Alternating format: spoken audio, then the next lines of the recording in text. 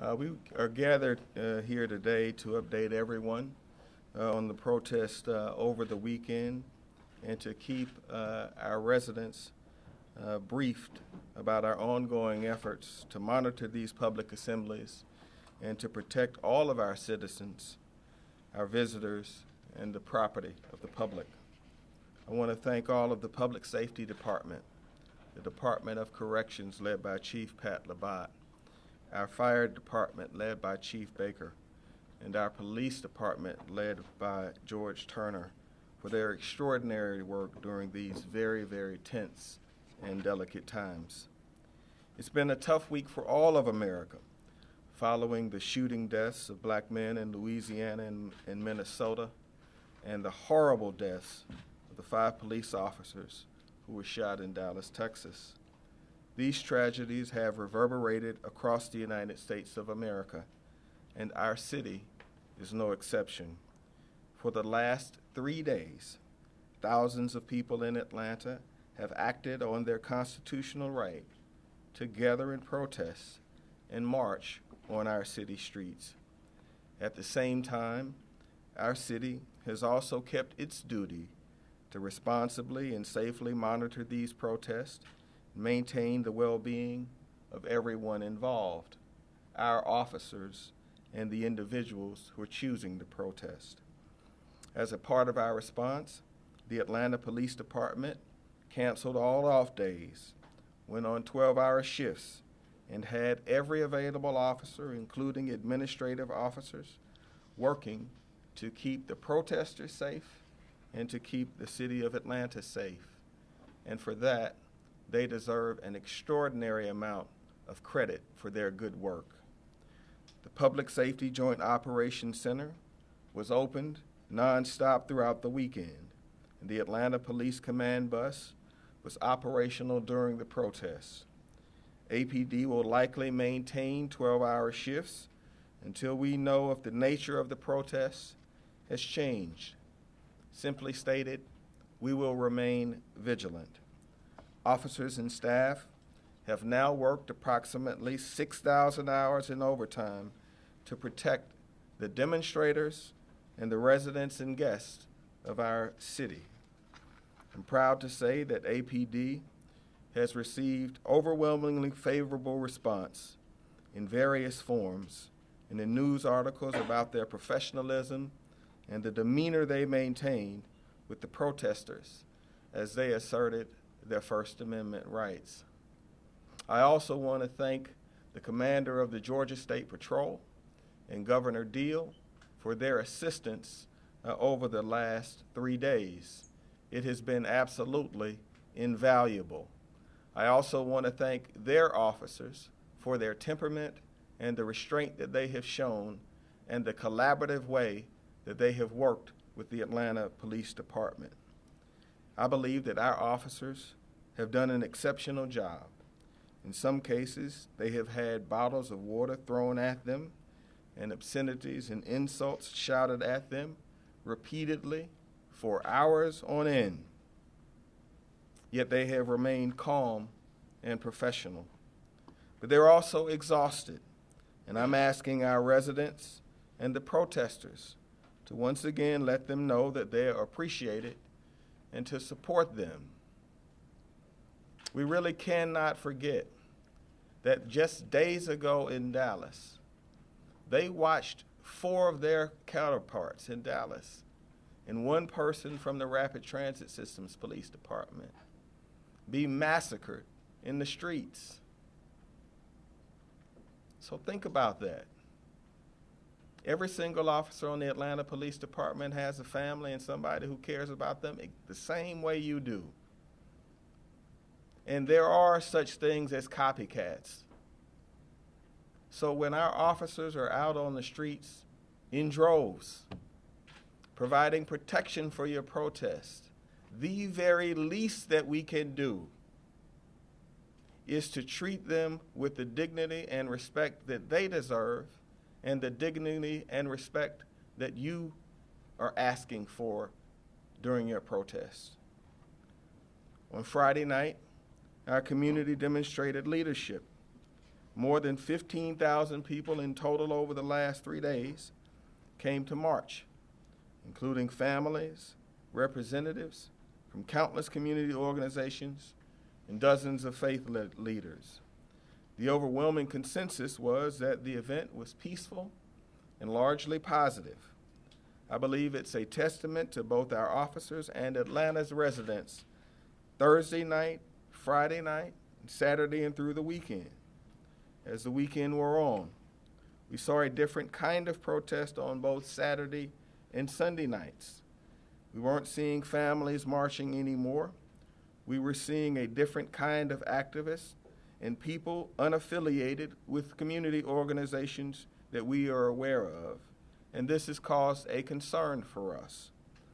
As a result, our officers were forced to make additional arrests Saturday and Sunday, 11 on Saturday and 3 on Sunday. 2 additional arrests on Saturday were made by the Georgia State Patrol.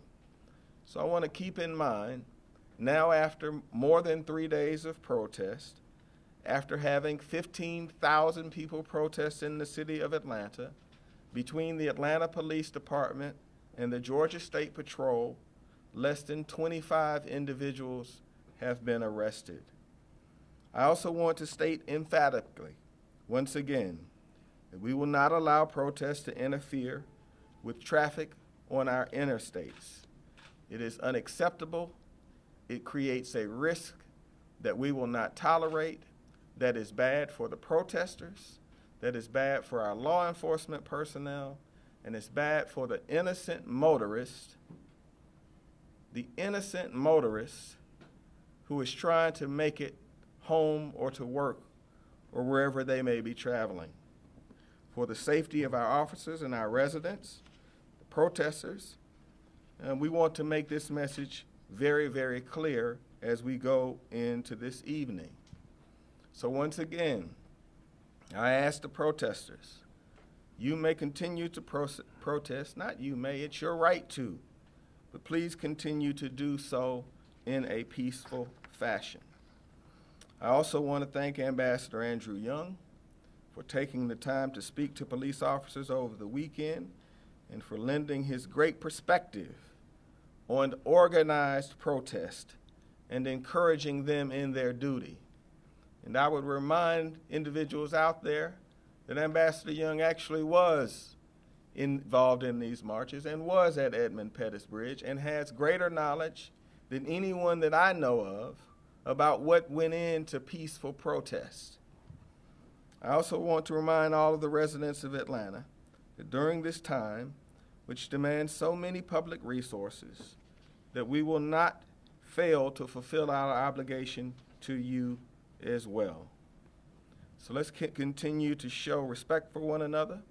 Let's make sure that we continue to show the best version of ourselves. And with that, I would like for Chief Turner to give you some insight into our work over the last 3 days. Chief? Thank you, Mr. Mayor. Thank you guys for being here. I just really want to, first of all, just thank our officers and the troopers who have endured an amazing amount of work over the weekend through extreme heat. And so they've done a great job representing the city of Atlanta.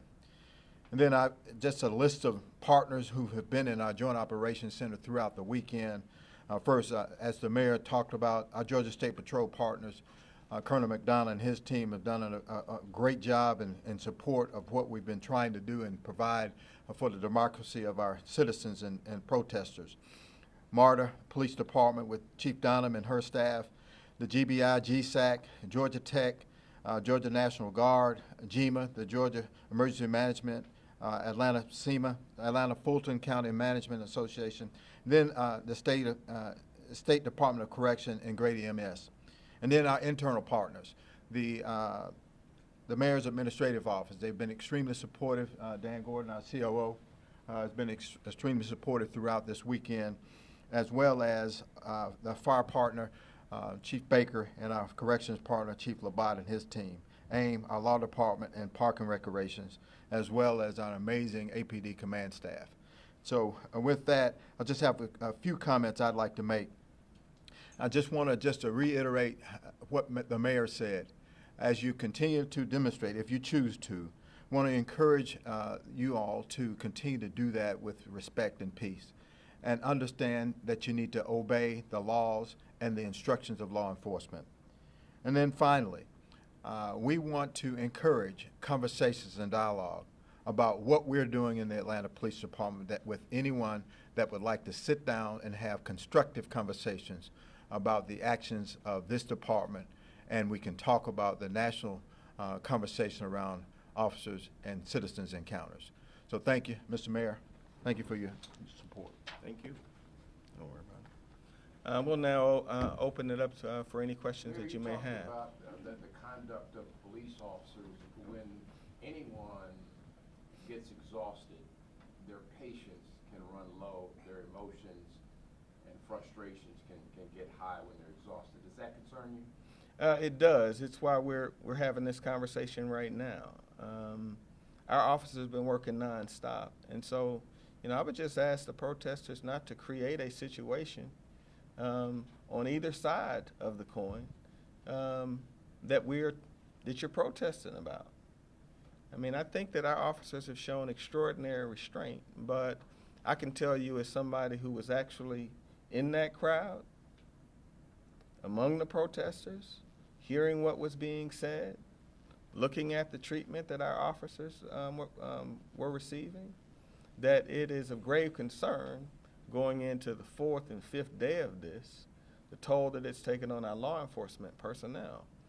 I also ask the public to please take into account that our officers just saw their colleagues slaughtered, set up, and assassinated. And there are such things as copycats. And so they have the job of managing the protest, but they also have the job of protecting the protest because every time there is a different occurrence, our team reviews it and then has to figure out how to respond if such an occurrence came again. And so that's why I'm going to continue to communicate, talk to the protesters. The other point, Morris, I want to make is this. I was out on Friday, and that there were a number of college students, and that was very encouraging to me because so many important parts of the civil rights movement many years ago came out of the Atlanta University Center, as you know. But these folks need to remember that we were working very hard not to give an entire cadre of young people an arrest record, right? If we had started making arrests of these young people, we would have been contributing to the very pathology that we're talking about, and that is giving young black people arrest records, which in this day and age of technology is going to be found out by a future employer, which then makes it more difficult for you to be employed. And so I ask that you all consider the humanity that was shown, both by the State Patrol and both by the APD, in doing everything we could to refrain from arresting you. But all things have their limits. All things have their limits. And it's going to be very important that as we get through this in the next days and weeks, that we turn toward each other and treat each other with great dignity, great respect, and great restraint. Mayor, Yes, I'm going to take this young lady here and there. You said that the 12-hour shifts were continued until the nature of the protest changed. Can you explain what do you mean by the nature of the protest? Have they been turning more violent over the past couple of days, or? No, but the size of them, how many different situations we have to monitor. On one day, we were monitoring 6 different situations. So that requires a different kind of force and a different kind of flexibility. If we are monitoring 1, then that changes. That means that we can give our officers relief. But because these things can move in a different direction quickly, we have taken the posture that we wanted to be ready to deal with an array of challenges at one time. So that's what I meant by that statement. Mayor, you Yes, talked in the about it center. From the organizers of these protests, what it is they want. You sat down and asked them, what do you want us to do? What do you want to see change? We're seeing a lot of demonstrations, but they're not really saying exactly what they want. The answer to that is not really. We're going to try to discern that over the next few days and to meet with a leader. It has been very difficult to determine where there is a leader. So, for example, I met with two gentlemen from Morehouse who actually wanted to write a plan and present it to the city to help police officers interact with college students more. So that seemed reasonable to me, and I hope when I get to my office in a little bit that I'll have an email from those young people today. But they were in the protest. They were from Morehouse College. I invited them to get in my vehicle and speak with me, and they did. And they had some substantive things to say. But what I shared with them and what I shared with the protesters now is don't condemn my department for what you feel about something else that's going on in another city. Our officers and our department isn't perfect, but on the substantive measures, we have been moving in the right direction. And we, 99% of the time, do what we're supposed to do. And so don't take your anger about another incident in another part of America, which we need to address, and place that imprint on our women and men. If you have a problem with us, if there's something specific we have done that you don't like, I will have a conversation about that, because I believe that bad officers need to be dealt with decisively to protect the 99.9% of the officers who wake up and do what they're supposed to do every day. My sense is that the Chief Turner feels that way as well. So if you have something that you want to talk about, let's talk about it. The other thing that we need to continue to push back on is this urban legend that's trying to be created around what happened, that awful hanging in Piedmont Park. What I said to the young people the other night is, what do you want me to do differently? Within 4 hours, we turned that case over to the FBI. I am not going to disclose the identity of that individual until I've communicated with their family. The KKK was not in Piedmont Park passing out literature. You know, so the challenge of social media is, I mean, even before social media, a lie got around the world before the truth got out of bed, right? I don't know what's faster than that. But that's what I'm seeing in social media right now, and it's flat out incorrect. And we all have an obligation when we see things like that that are used to inflame crowds and protesters. Don't inflame crowds and protesters with a lie, right? Mayor, you talked about the man-hours spent and how exhausted officers are. How long can officers keep on these 12-hour shifts, and what is the cost to taxpayers? I'm confident that we can continue to do what is necessary over the next week. The cost to taxpayers we won't know, but once this is over, at least normalized, we will do a complete report of what was spent. I do know the number of person hours that have been put in, but we will definitely report out in a transparent fashion on what this has cost. But we are sparing no resources, because the safety of the protesters and the safety of our officers is paramount. And so this is not a situation where we're going to cut corners. So beyond the week then, you said we can go another week. What happens? Are you going to have to call in help? No. At the end of another week, we would evaluate our situation and put all options on the table. And I would go to my command staff and ask for recommendations. And they would provide me with those recommendations, and we would execute on them. Can the National Guard be an option? The National Guard is certainly an option, although it's not an option that I prefer. I think Because the troopers got to be tired too. I understand. I think the current configuration is the right configuration that has worked well for us. Let's keep in mind 15,000 protesters over 4 days, 25 arrests. I think that model is probably the best model for as long as we can maintain it. Mayor, are you considering a curfew? I'm certainly considering it. I'll be meeting with my senior team at 12:30 today to get recommendations on additional steps we need to take.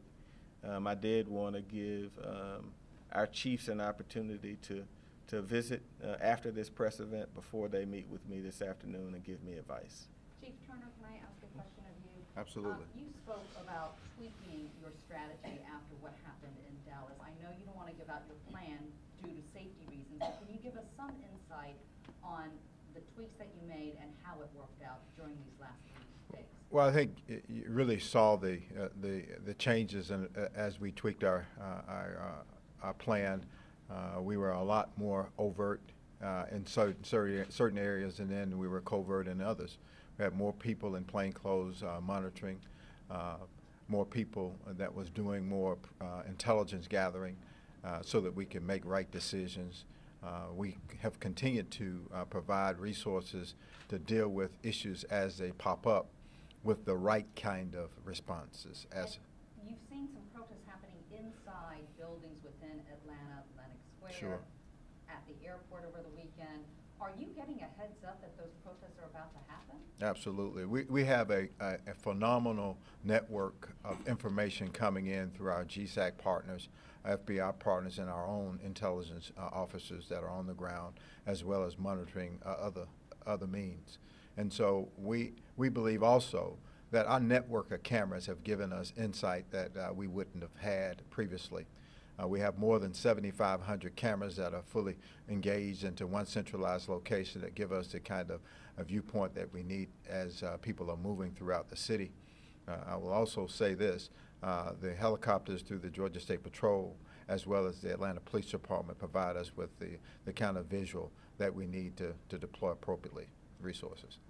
Let me just make one point.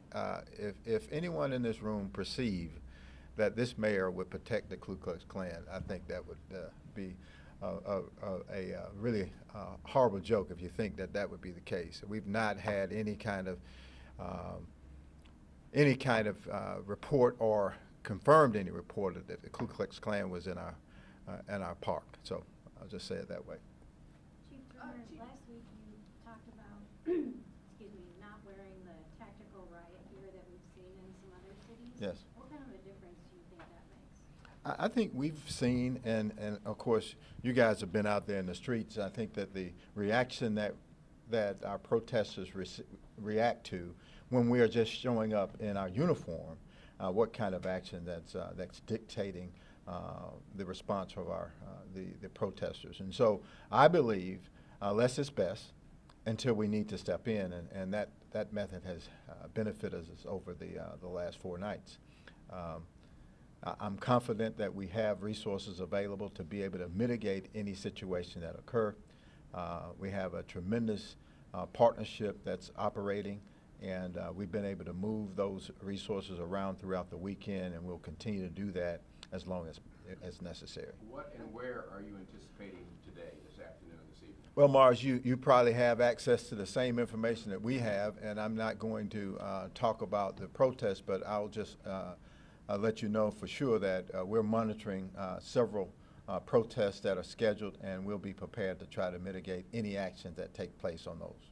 Other cities smaller than us, like Boston, get more money from the federal government for counterterrorism and security issues. Are we getting enough support from the feds for events like this, which they can help? Well, I would just say this. We have had some robust conversations both at the Senate and the Congress talking about the Homeland Security budget. I'm confident that we'll have the right kind of support to try to push back from the reductions that was recommended earlier in the year.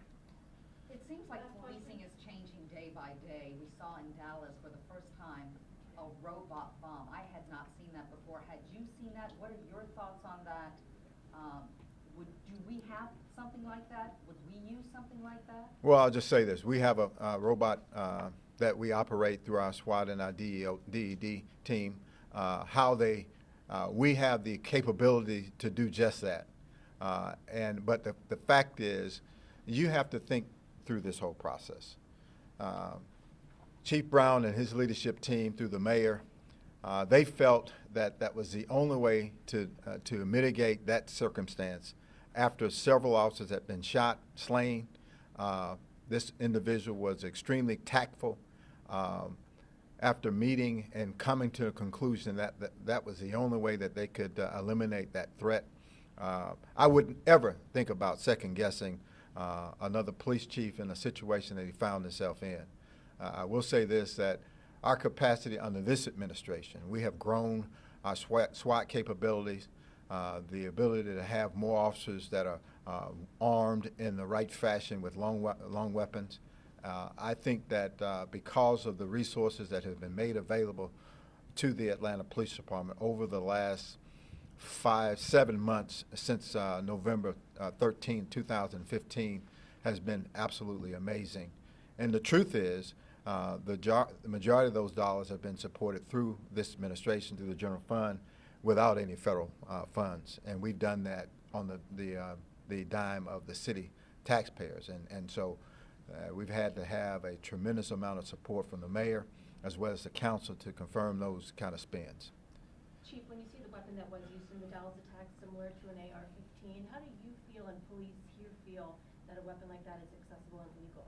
Well, I have personally talked about the challenges with long rifles and high-capacity magazine weapons in urban settings. I am not a supporter of legalizing and having those weapons available in urban cities. I think that we have to look at weaponry in two different facets. Clearly, in an urban setting, it's tremendously different than a rural setting. When we have people literally living on top of each other, the last thing I believe that we need to have is that kind of high-capacity weapon having access to that inside of cities. We have had to rethink about the way we police because of the access of those kind of weapons. All of our deployments concerning SWAT and long rifle deployments in our department really became necessary because of the firepower that we're encountering on the streets. Thank you. Thank you.